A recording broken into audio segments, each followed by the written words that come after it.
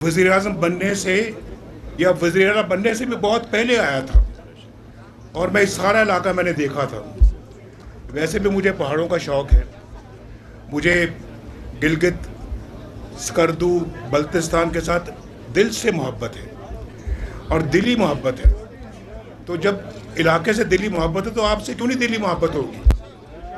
आप तो मेरे दिल में बसते हैं। जीवी वाले, जीवी वाले, जीवी वाले, जीवी वाले, जीवी वाले, जीवी वाले, जीवी वाले। भाई अभी इधर नारेबाजी से थोड़ा सा परहेज करें, ये करेंगे और मेरा ख्याल शायद मैं भी आपके साथ मिलकर नारे लगाऊंगा। तो मैं ये कहना चाह रहा हूँ कि जब मैं आज आया हूँ ना, ज़रा मेरी बात गौर से सुने। यहाँ जो आपस में गुफ्तगू कर रहे हैं वो ज़रा प्लीज़ बंद कर दें, बंद कर दें। आज जब मैं आया हूँ तो जो मैंने हुलिया देखा है यहाँ पे एयरपोर्ट से निकलने के बाद सड़कों का, मैं बयान नहीं कर सकता।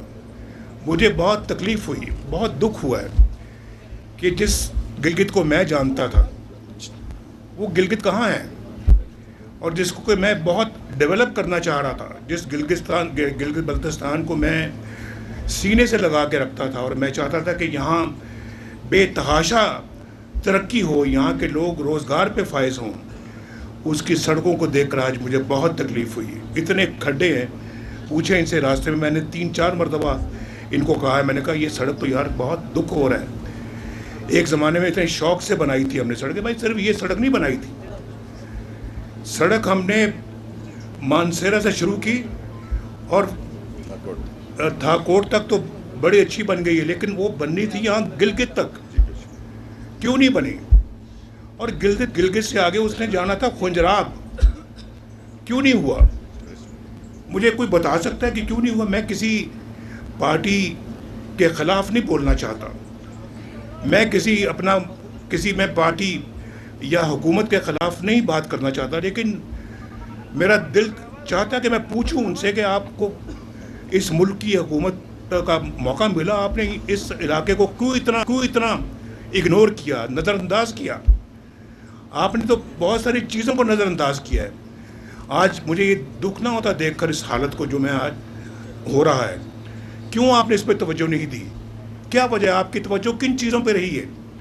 हम वो पार्टी हैं, मैं वो नवाज शरीफ हूँ जो किसी पे तनकीद करके, किसी की बुराई करके वोट नहीं मांगता।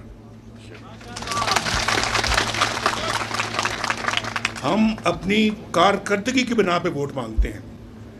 और मुझे बताओ ज़रा कि इस सड़क के ऊपर, जो सड़क जिसका मंसूबा मैंने शुरू किया था, जो अभी यहाँ तक नहीं पहुँची, उसको यहाँ तक पहुँचना चाहिए था, फिर आगे जैसे मैंने कहा खुंजराब तक पहुँचना चाहिए था।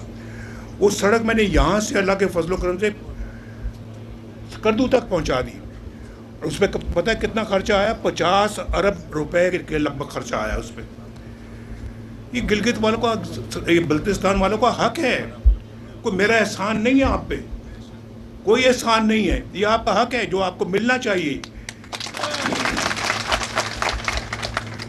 मेरा दिल रोता है कि ये सब कुछ ऐसा क्यों होने दिया? ये पैसा जो आप पे लगना चाहिए था क्यों नहीं लगाया गया? कहाँ लगाया वो पैसा?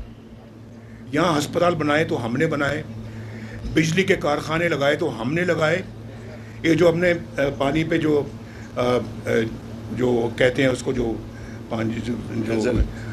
हाइडल पावर प्लांट्स किसने लगाए? हमने लगाए। हाइड्रो इलेक्ट्रिक जो है ना, वो पावर हमने, यानी पानी से जो बिजली पैदा होती है वो किसने लगाई? हमने।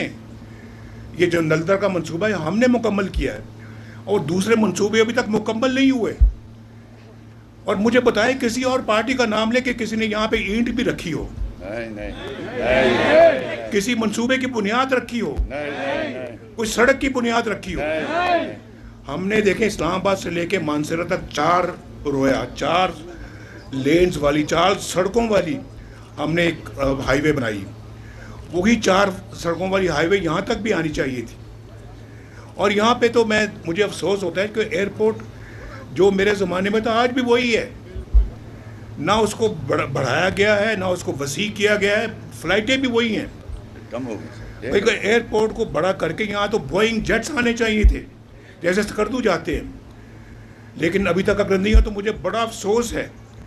और मैं दिल से आपको अफसोस का इजहार कर रहा हूँ, लेकिन साथ मैं ये भी आपको बताना चाहता हूँ कि मैं शहबाज शरीफ साहब के साथ मीटिंग करूँगा और कहूँगा कि इस एयरपोर्ट को बड़ा करें और इसको,